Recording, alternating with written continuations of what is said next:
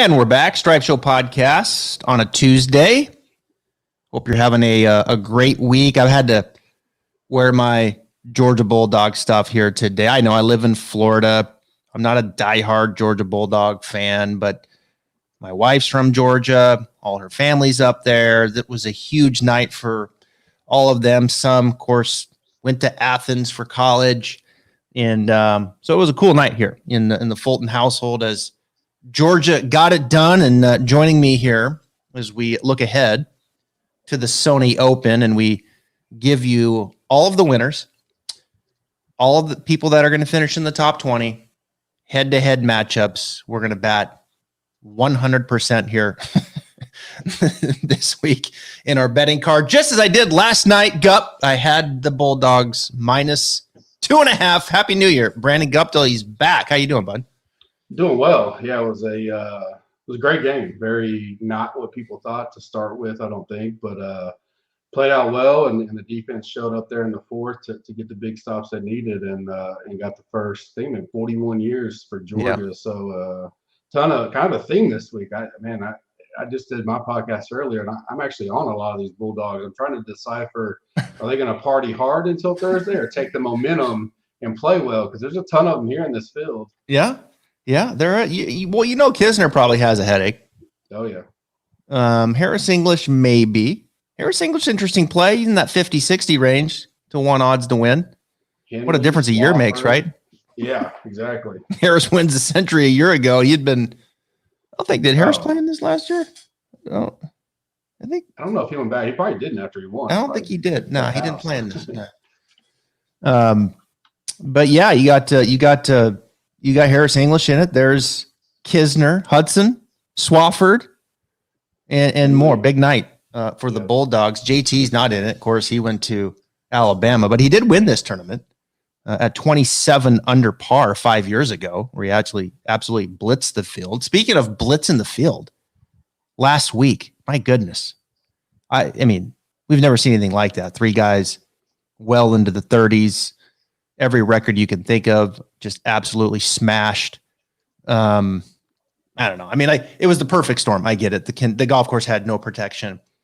And I don't mind these guys going low like this and, running it up once in a while. We see it late, into the 20s and this and that. It's fine. Problem is when you're sitting there and you're watching it, Gup, and there's no fear. And it just looks like they're never going to make a bogey.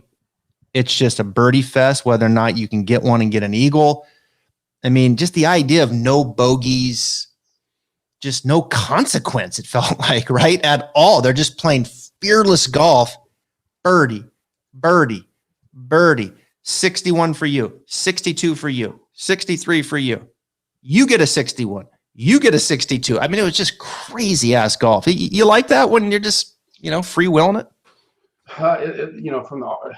if you had Cam Smith tickets, which a lot of the people did, I'm sure they loved it. Yes and no. I mean, obviously, just having golf back, especially night golf for us, we're over here, East Coast, Central Coast. It definitely was nice to watch, but it makes it tough in the betting world. There's not much live opportunities because, once you get those guys up there, they're not going to fall back, or you're hoping one bad round. Matt Jones, I think I saw the thing Sunday, he's had 2 eagles in a round, like in 4,000 rounds or something, or something crazy, and he gets 4 eagles on the weekend. So you had to have that kind of stuff for the guys to, especially DraftKings, but even betting and all that, you really got down to, can I make some money on some good head-to-head type stuff? Because unless you had those tickets, they weren't falling back, especially both of them. I had a nice Woodland ticket 2 or 3 years ago, and Shoffley shot a 61, but it was just Woodland. There wasn't 2 guys up there, but Shoffley was like the only one. It was like, 7 or 8 guys could have shot 8, 9 under on Sunday and still were going to be behind Smith and Rahm. So, it was exciting watching those 2, and I was proud of Cam to go toe-to-toe with Rahm. Played well and hung in there, didn't bow down. It felt like it was one of Cam's better performances. It was kind of odd. It kind of felt like Rahm was knocking off Russ ho-hum and still shot 32, 33 under. Didn't have as many eagles or anything like those guys did. So Rahm's going to be a force all year long. Definitely looking forward to a little, cut sweat this week, bigger field, 135, 40 guys. Little, I think you mentioned it's still going to be soft, no winds, but tighter fairway, smaller greens, a little bit more trouble. Not crazy, but I don't think we'll get to the 30s, but you never know. I mean, JT got the 27. Kuchar got the 22 a few years ago. Kevin Na won it last year at 21. I mean, who knows? We're probably likely to see somewhere around the 25 mark, I would imagine. But yeah, you set it up beautifully. This is a different course. Wildlife Country Club par 70.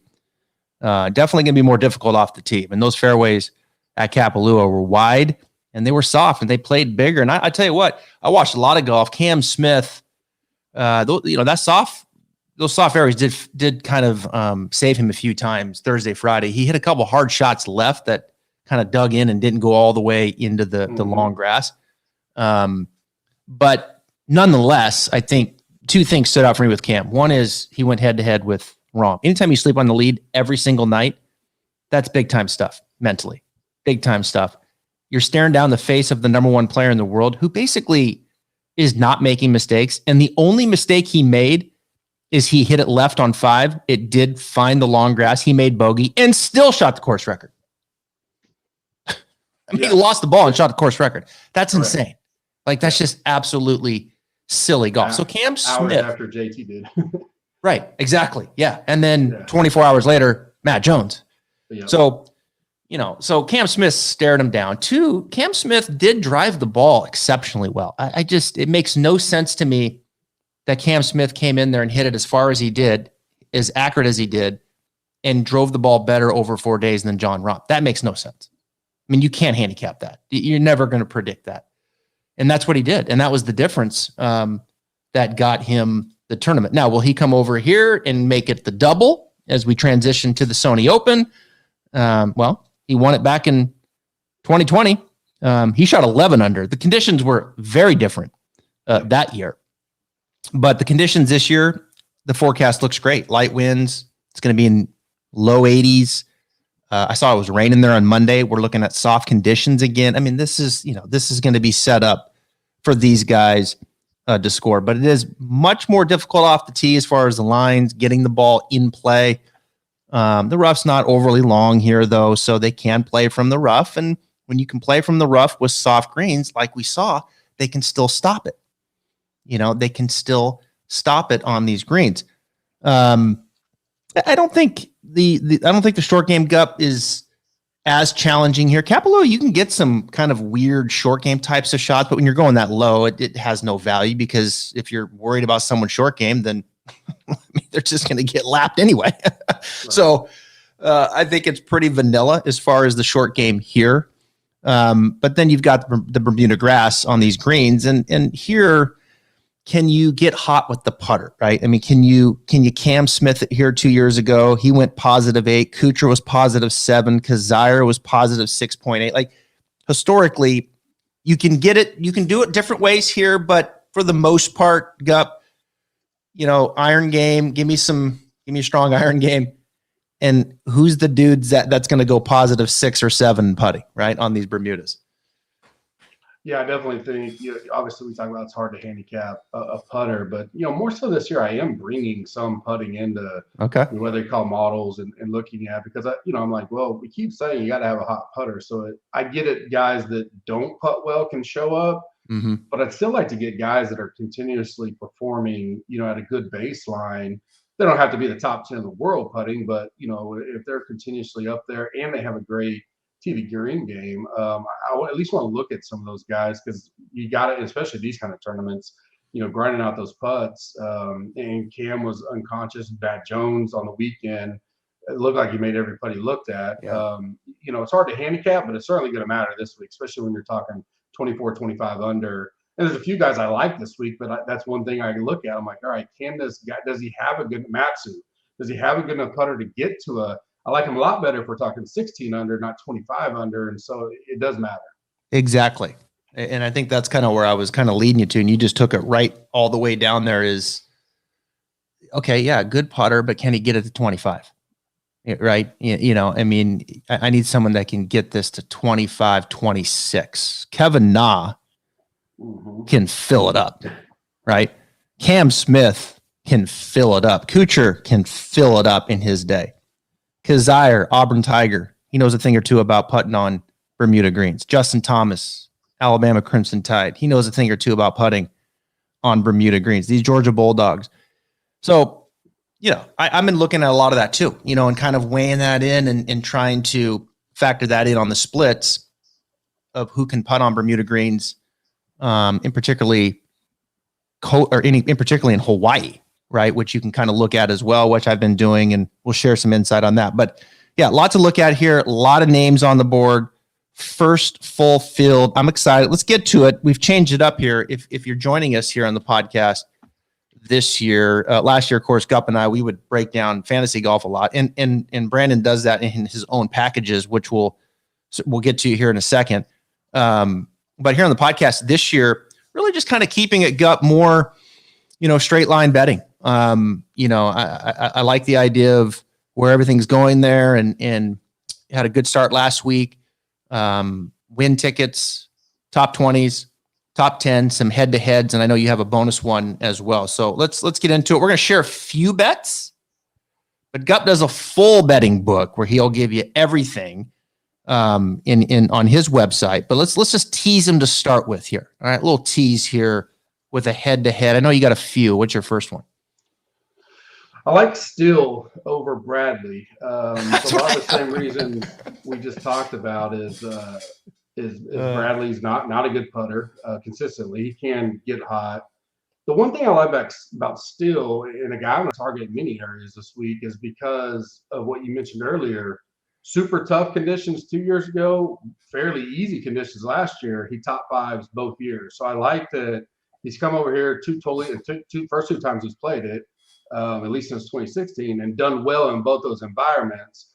Not someone that's going to scream off the page as far as stats and all that kind of stuff, but two made cuts to end the year at the RSM in Mayakoba.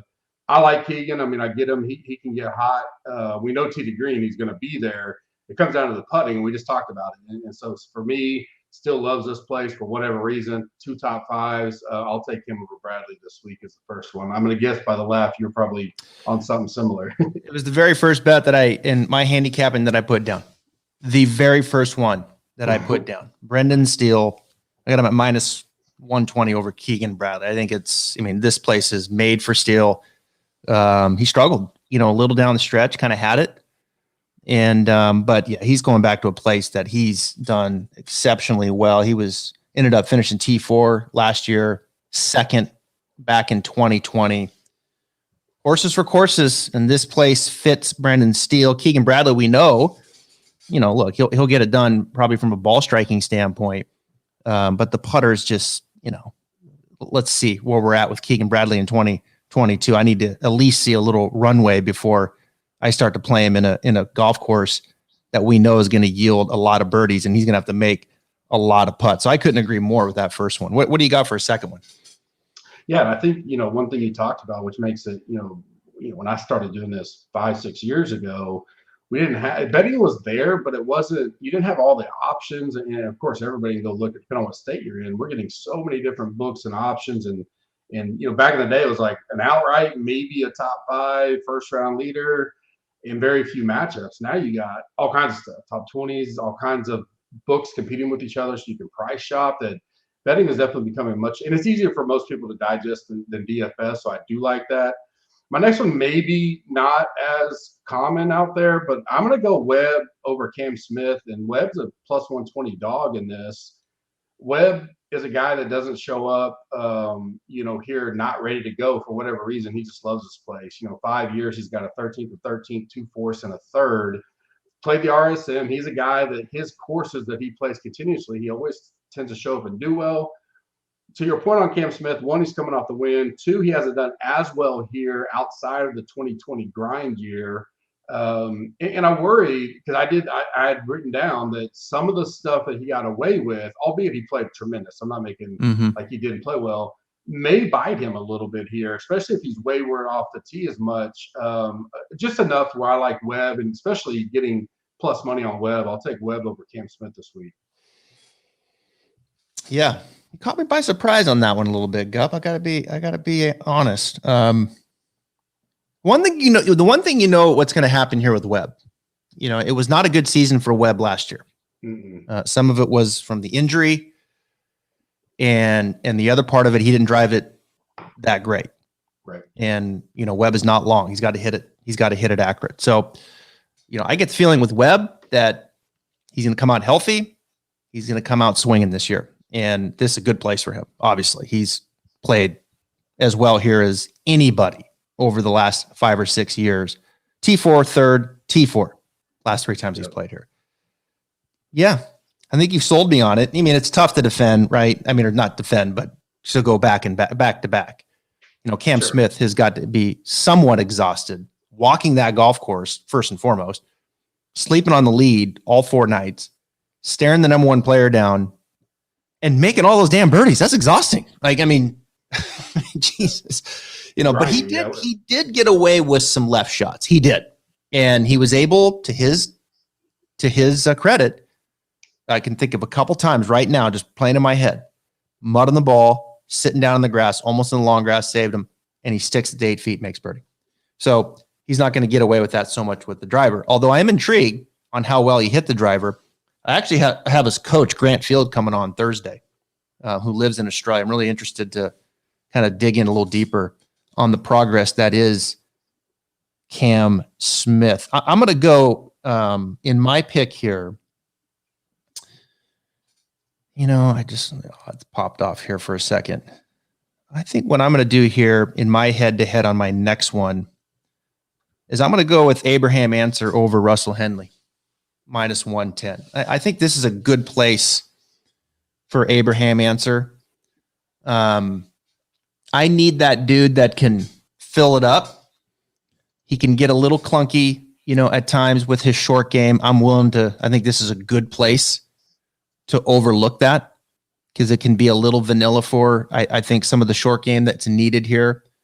But I need a guy that can fill it up with the putter, that can get me into that +5, +6, +7. I like Abraham Answer. I thought it was a big win for him last year. Get that monkey off the back. He was in the field. He was in the field last week. Now he comes over here and got one under his belt. I think it's a good spot for him. Russell Henley, we know what we're going to get with Russell. I think Abe's the better player. I think Abe's going to look to come out, and I like him as someone that could potentially win this thing as well. Oh yeah, never going to give me not back in a little sooner there, a little boomer sooner. I definitely, Abe is he's a guy this week that I'm comparing a lot to Matsu last year. So Matsu finished almost dead last at TOC, was still priced up. No one wanted to get on him in any way, shape, or form, betting or DFS. And he comes out and he gets the top 20. Abe, similar, right? Didn't have his best stuff. No. Grinds it through, gets out the rust. He's 9,700 in DraftKings. He's 28-1, 30-1 in some spots to win. No one wants to touch him. I can see him easily showing up here and getting a top 20, top 10 in similar fashion. Maybe he just enjoyed the break a little bit, got off the rust. We saw how he finished the year last year, got a 7th in Mayakoba. Didn't play Houston RSM, so I don't know his schedule down there. I used to live in San Antonio where he plays a lot, but probably got a little rust, shook it off last week, and he's got the game for this course. So I definitely don't hate that at all. Yeah, and I mean Henley, I know Henley can be right there as well, and I think when you look at the weakness of each one of those players, I think for Answer it can be the short game. I think for Henley it can be the putter. We know Henley's probably a little better iron player, but Answer is right there. I mean, Answer is a very solid iron player. I think where Answer really kind of checks out in some of my modeling is, he's excellent in par 4s. There's only 2 par 5s here, so you've got those additional par 4s. He's a very good par 3 player. He looks at a ton of opportunities. So I don't know. I think this is a good spot for him. Knock the rust off. Here comes Russell in. He's got Russ. Let's go, Abe. Let's go. All you need to do is get it up and down just a few times, right? Like, if you're leaning on your short game here too much, you've got issues. Unless your other guy that in the head-to-head, it's different. I mean, the head-to-head, you just hope the other guy's got more issues. Right. Exactly. All right, who's your last one? So I'm going to go to a little Oklahoma boy, lives up the road. I'm gonna go with Gooch. I've been on him all fall. Love him. Definitely, he's born in the same city I was here in Midwest City. I compared him a lot in the fall before he won. I had that outright ticket to Burns. I think he's going to have maybe not exactly, but Burns. First time I saw Burns he was head to head with Tiger at Honda Classic. I was there live, and I was like, "Who's this Burns guy?" I think Tiger was like minus 300 that day. I was like, "Tiger's going to destroy this dude," and Burns beat him that day. Never, and I was like, man, this guy, and you've seen his career develop. Gooch being local, I saw him in high school a lot. Obviously, a Pope, that pedigree there. I got him over English, and a little bit of the opposite deal. English looked like answer last week. Neither played well. Both finished in the bottom, 5 or so of the tournament. He's got mixed results here. I don't know how he's a Bulldog, so maybe he parties a little bit, but his best finish here is a 22nd. Everything else is a miscut or 30th, 40th. I think this is Gooch's year. I think he's going to play well. I think he's going to get up there and compete and try to get on the President's Cup team, be there at the end of FedEx. He's coming in with an 11th, a 60th, a win, and a 15th last week. I just like his game all the way around, so I'm going to take Gooch over English. I think it's a great play. I mean, we've been talking Gooch for a while. Beautiful golf swing. Just really excellent swing. Boyd Summerhade's done a really good job with him. And, I think with Gooch, if you get that hot putter with Gooch, he can win this thing. He can win this thing. That's the bottom line, because I think he'll do the rest of it just fine. And if he catches fire and he starts filling it up and he has that special week, Taylor Gooch can win this thing. And he's one of my win tickets at 25-1. I'll take that. So I'll just go ahead and spill the beans with that. So I really like this pick a lot. Putting 3 of the 4 rounds last week and still finished 15. So I mean, he's that good. Yeah, he's that good. Tee to green. I mean, he really is. And that's kind of the player, right? Like Gucci, and his career is going this way, right? He got the win last year, and now you come in here and like, okay, if that guy goes +5, he wins. Yep. Right. And so I like those odds. I really like that play a lot, the Gooch over English. All right, let's move it over to top 20. Why don't you kick us off there with the top 20? 2 of them are going to be a kind of a rinse or repeat, but the first one I haven't talked about yet. I like Chris Kirk. Played well last year here, a second. Resurgent after the personal issues he's gone through. Hit a peak actually coming out of this for about 2 or 3 months there. Couldn't finish on Sundays to save his life. Had a major sweat at the TPC last year when he was right there at the end of it. I like his game in general. Prior winner on tour, I think he's coming in and around and everything. Went through a little lull after that hot streak, but he has a 10th and a 2nd here. And then a bunch of missed cuts, but we obviously know some of that personal stuff that's going on. Top 20 is paying 3-1. I like how he finished here last year. It seems like this course fits his game, in my opinion. Again, another guy that if he just gains 2 or 3 putting, the top 20 comes in to play a lot. He doesn't need to gain 5 or 6 to win. He does, but get a top 20 with him. If we can just be positive with the putter with him, I like him to be right there come Sunday. Yeah, this was a big week last year for him too, because he finished second, and that secured his card. Yeah, he was on the special exemption. Yeah, exactly. Mm-hmm. Yep. And a Georgia Bulldog. Yep. The theme of the week. I love Chris Kirk. He's been on the podcast, and he's a guy that's been through a lot. And you just forget he's won 4 times on the PGA Tour. When I was talking to him when he was making his way back, I was doing my research and I was going through Chris Kirk. And I was like, damn, you forget how good of a player Chris Kirk was. Like, he was phenomenal. I mean, winning. So now he's got his loops back out there, and he's going back to a place he likes. And so get those vibes going again. I'll stay in the top 20 here, and I'll give you, I've been on Seamus Power, been talking about him for the better part of a year. I'll stay with him. Let's keep the good play going. Plus 170. I look at this and how he kind of checks out. You get approach and you get putting. That's what you get with Seamus. And the rest of it's right there, middle of the pack. He won Barbasol. he'll peak with that putter. Like all of a sudden you'll see the +4, like you saw at Northern Trust, like you saw at Sanderson. You see +5, like you saw at Rocket. You know, there's an 8th, the 1st, 21st, 12th, 11th, 4th, 15th at the Century. Like, okay, he checks out. Like I'm just going to ride the train. I've been on him. He gives me approach. He gives me putting. The rest of it's fine. Top 20 +170. Let's go, Seamus Power. Yeah, he's on my radar for several things this week. DraftKings a little concerned about the popularity because he did pay off for people last week. Definitely like him this week. I think he'll be right there. You got me on him in the fall, and he continued it. 11th at Mayakoba, 4th at the RSM, and he came back last week and a 15th. So I definitely like him. My next top 20 is probably a little bit not as known. You'll know him obviously, but guy I played a lot in the fall, and I think he's going to be a really, really good rookie this year, and that's Alex Smalley, grinder out of Duke. You know, +350, a really good number. I don't mind the long shot ticket there. I think he's 100, 125, depending on the book. Don't know if he has that yet, but he's there, man. And he can. I remember one tournament he started, I think 3 or 4 over after 5, and then just lit it up and made the cut and wound up, I think, finishing top 5 in the whole tournament. And you see that a lot. Like, he doesn't get down on himself.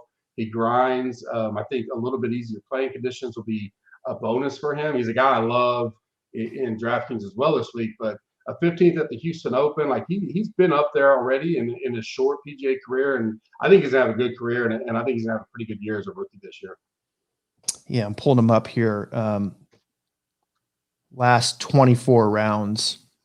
This is the tough part coming into the first part of the year because there's a break and this and that. But I think what you can look at, like in the last 24, 36 rounds, is in that fall, some of these newer names, right? How did they stack up overall? And in the last 24 rounds, you look at them there in the fall, Alex Smalley checks out as 14th strokes gained total. So very solid. Very solid players. So yeah, I mean, you're looking for some odds. You're looking to come down the board a little bit, +350. I'll go there with you. Yeah, for sure. I had him circled. I'll go there with you. And just to give you context, like Corey Connors was 12th. Kevin Na was 13th in the last 24 round strokes gained totals. That's the kind of company that, he's in right there. Kevin Na, of course, won this event. Right. And last year. Better than average Bermuda putter. I mean, he's top 3rd in the field for me. He's nothing great, but he's that guy we're talking. I mean, he's young. We haven't seen it all, but he's a guy that if he does start filling it up, the rest of his game I love. And I like his mentality. Some of the times I've seen him as a young guy, you start a tournament 3 or 4 over, and you come back to not only make the cut, but top 10 a tournament this young. I like that kind of stuff, and it sticks with me. Mm-hmm. I got Joel Damon at +220, top 20. I think it's a good number. Yeah. Yep. So I'll be honest. I haven't cemented that one yet. That's one that I have written down. I feel like I've got another probably 30% of research to do here before I really cement this in, but I wanted to get your reaction to it. Joel Damon, He is a guy that will be talked about on my card here in just a little bit. Okay. so +220. I'm definitely on him. Yeah. I like that. Good. Yeah. +220. If you look at his 3 years here, and you deep dive into stats, 18, 19, 20, massive gains, made the cut all 3 times, 73rd, 22nd, and a 12th the last time he played it in the tough conditions. Definitely a guy that's trending, and then 4 straight made cuts, this year, to end the year last year, including a 5th at the Houston Open. I think his game, he's not a guy, you follow him on Twitter. I've met him a few times, and his caddy's great as well. Not a self-admitted guy, kind of like Kisner will say, if it's a big ballpark, I'm not going to be there. Joel will say, hey, that 23, 24-ish, I can get there. Mm-hmm. You start talking about 30 under, like he's like, I don't know if I got that many birdies, but that's why that top 20 is a great bet, because I think you get to 19, 20 under, you're going to be right there at the top 20. So I definitely like him. Yeah, he finished. Let's see, he was T12 back in 2020. He was T22 back in 2019. So hovering right there in that 20 mark. Can he stay there or just bump it up a little bit? That's all we need him to do. Yeah, Damon, it's funny. Joel, I know his caddy really well, Gino Bonelli. Gino, yeah, great guy. Yeah, so Gino, this is how small the world is. So I went to college at Lewis and Clark State College, which is right on the Lewiston, Washington border.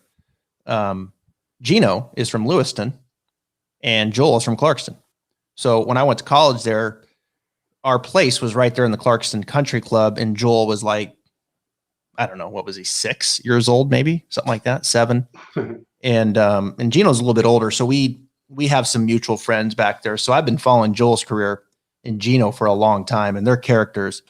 Gino is a hoot. I mean, damn guy is hilarious and a good player as well. The biggest event back in that valley, it's called the Wing Ding. He actually won it last year. He shot like probably 300 or 400 to win that tournament. So he's a very accomplished player himself. Joel, obviously top shelf player. Yeah, I think I'll probably cement that in at 220 listening to you speak. It feels right. Top 20 feels right here at that number for Joel Damon. All right. You want to move it to a win ticket? What do you think? I got one more. Oh, you got one more top 20. My bad. Yeah, and it's plus 450, so it's my longest odd one, and it's a bulldog. Hudson Swafford, 450, so 4.5 to 1, top 20. 6 straight made cuts here: a 9th, a 13th, a 54th, a 3rd, a 57th, and a 25th last year. So 3 inside the top 20. 1 was a 25th, so right there on the bubble. 2 made cuts at the Houston Open and Mayakovita. Good.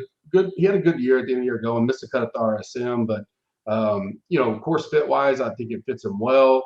He's 19th in good drives for me, 18th in birdie or better. I think he's, let's get a little bulldog momentum again. That 20 to 1. I mean, top 20 for him is very doable this week, and could mess around if he struggles putting at times on Bermuda, but this place he's done well. So it's one of those courses where I go, all right, he's putted decent enough here that I like the top 20 at a longer odd for a top 20, 4.5 to 1. Okay. Yeah, I didn't have Swadford. You're after this Georgia. Like the mojo is just going to be flowing from Indianapolis all the way over to Wildlife. I was doing my research, or I was doing my prep this morning. I was like, man, I'm on a lot of Bulldogs. I didn't even know that. It's like coincidence. All right, so we've got. All right, I like that. We got some nice odds there. In the top 20. I mean, and look, it's going to happen here this week. There's some handicapping here, but this is a little bit of gut too, for sure. Coming into the Sony here, not a lot of previous form, how they've been playing coming into this event. Obviously, you can look at how they've played here. I like looking at how they've putted here. And speaking of putting, and speaking of playing well in Hawaii, as we transition to win tickets, I'm going to go all the way down to 16-1. I'm going to put some money on Leash.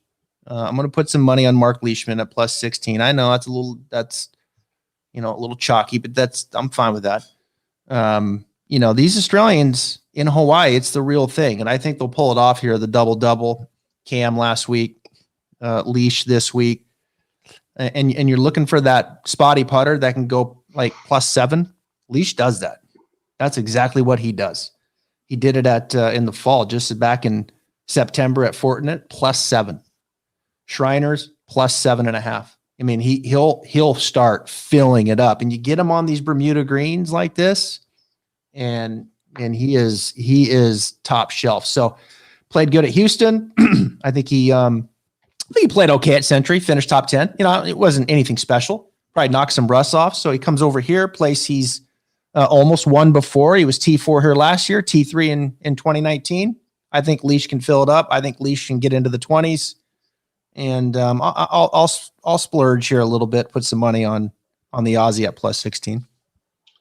Yeah, I've seen them, obviously can shop around 18. I've seen an 18 out there, but and they talked about on the port. You could see it, but they did talk about it that, focused on a little bit of fitness over the break, lost a little bit of weight, put on a little muscle, which probably was good for last week. That course walking it, like you mentioned, I remember I saw Phil's interview Thursday, and Phil talks about, he's not the fittest in the world, but definitely he's a lot better now than he used to be. He talked about how, kind of hit him walking that stuff. So, definitely don't mind any, last week we saw the Aussies Cam Smith, Matt Jones, Leishman, top 10. So definitely don't mind that at all. Yeah.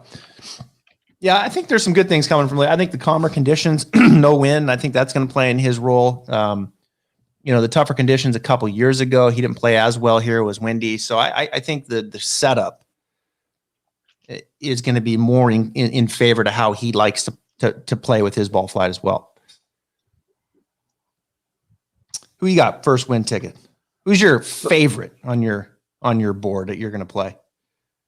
So I'm going to go Mav McNeely, Okay. 50 to 1. My favorite would probably be, I got him in a little bonus here in a little bit, would be Gooch. I'm with you on Gooch. Saw him as best as a 28, 25, kind of shop around in there. Yep. So I do, he's the guy that I like this week, one and done, stuff like that. He'll probably be on my short list, but I like McNeely. A 19th and 11th, Houston Open Mayakoba, never played here. Probably maybe a little worse for him to come out and get a win. Odds may seem a little short, but when you look at the field, the Fortinet Championships one, not a true comp, but I did look at that. He got a second there. Last year, a second at the AT&T Pebble Beach. Some of these that I kind of take a look at, but overall pedigree of what he can bring, and it seems like his career is on the upswing. Mm-hmm. I like the number. I don't want to say he's like Gooch. Obviously Gooch is a lot shorter odds, but at that 50 to 1 number, if your book allows those each ways or top 5, you can probably get in there at a 9 to 1-ish type stuff. I like him this week a lot, and I don't know how much he'll be on radars, but I definitely like him overall. Yeah, I see him right now at 50. And Cameron Davis could be interesting in that world at 60. There's Kirk, you mentioned, he's at 70. Kuchar won here, he's 70. EVR played pretty well week before, he's 80. You got 23 players out of that field of 39 that are in the field this week, 39 of them last week.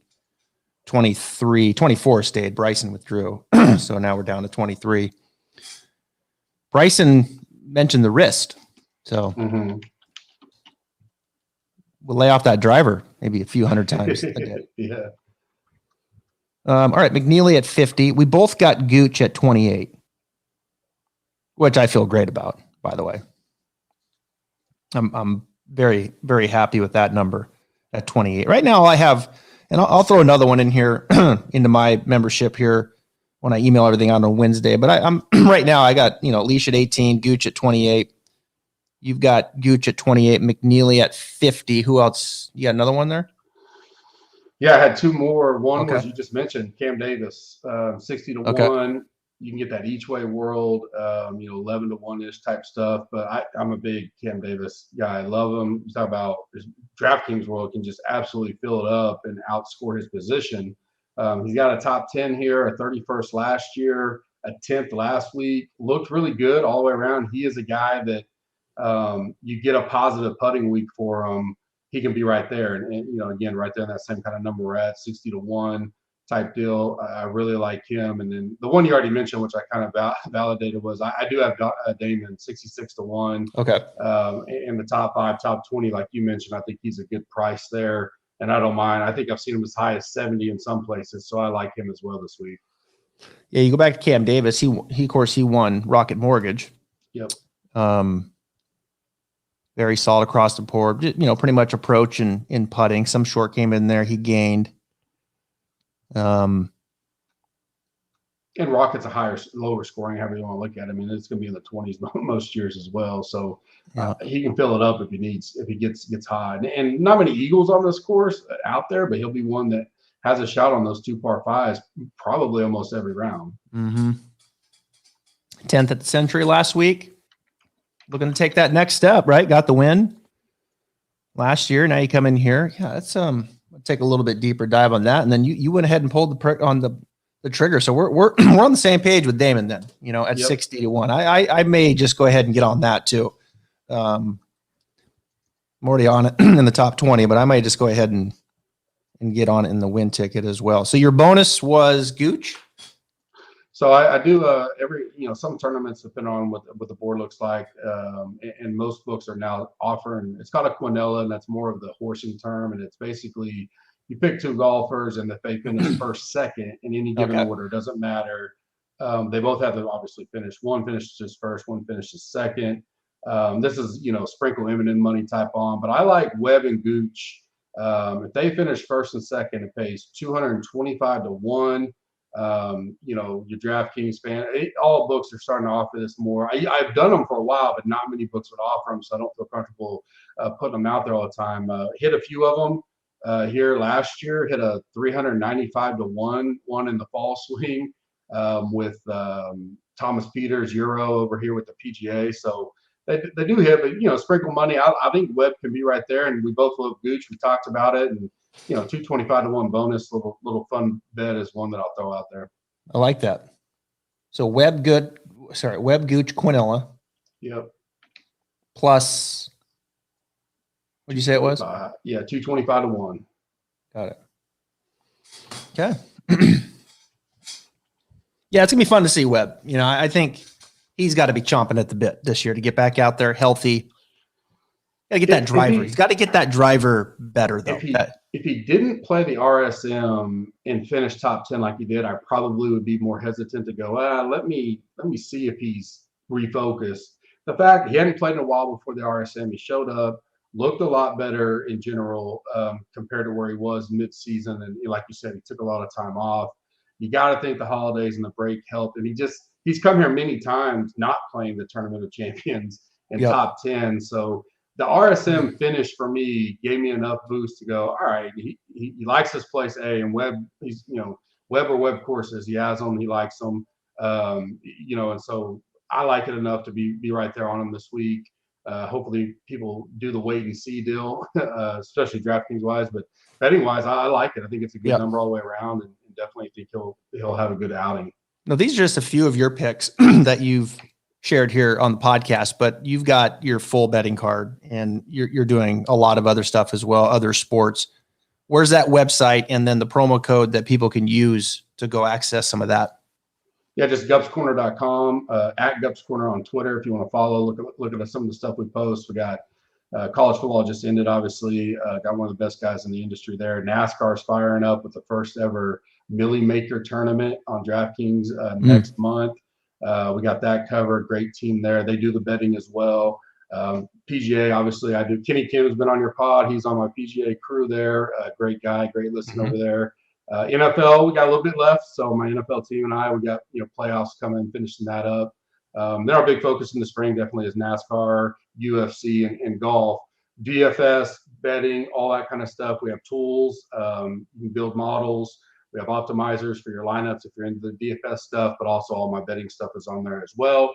Tons of free pods and all that kind of stuff. You can check all that out. They can use Stripe, and they get 30% off, and includes a 7-day risk-free trial, so you can check it out for a week. If you don't like it, no risk. It's a risk-free type deal. Cancel, move on, never get charged, but you can come see what we're all about. Awesome. That's promo code Stripe. Stripe, yep. Awesome, man. Good stuff. It's good to get back in it, get some reps in here. Yeah, I'm looking forward to this week. Another night showing, so I like that. So I know. I love it. Wife may not as much, but I enjoy sitting down at night and watching golf. It's always fun. I want to be heading out to the American Express, actually. I'll be leaving on Monday. Going to be doing some things out there on Tuesday and Wednesday. We are planning the big PGA Championship is right down the road for me this year. So that's going to be my big event to try to get people out to. And hopefully anybody making it. I know Kenny Kim's coming. Several guys want to. It's not often you get a major in your home, especially Oklahoma. Southern Hills. Yeah. So my kids were born in Tulsa. We got a lot of connections there. I'm looking forward to that one as well to get out. Hadn't seen live golf in a while. I normally go to several a year, but obviously with all the restrictions we've had. Definitely looking forward to it.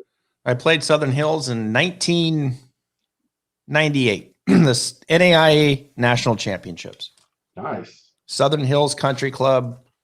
It beat my ass like a drum. It is tough, especially in the summer. It's definitely. I'm glad to see it in the May. This is one of the venues that they, obviously last time Tiger was here it was, I think 110 or 100. I mean, it was just unbelievable. People aren't used to it if they don't live here, and people were dropping like flies, and that's where fans were because it was just with Tiger there. There's so many people. So to have it in May, which we can still get hot, but it won't be that August heat that we saw. So I'm looking forward to it in general. Yep. Well, it will be here before you know it. It's the pedal's down. We're already into week 2 here of the 2022 calendar year. We'll have you back, Gup, as always. Yes, sir. Thank you, and have a great week, bud. Yeah, good luck on your travels.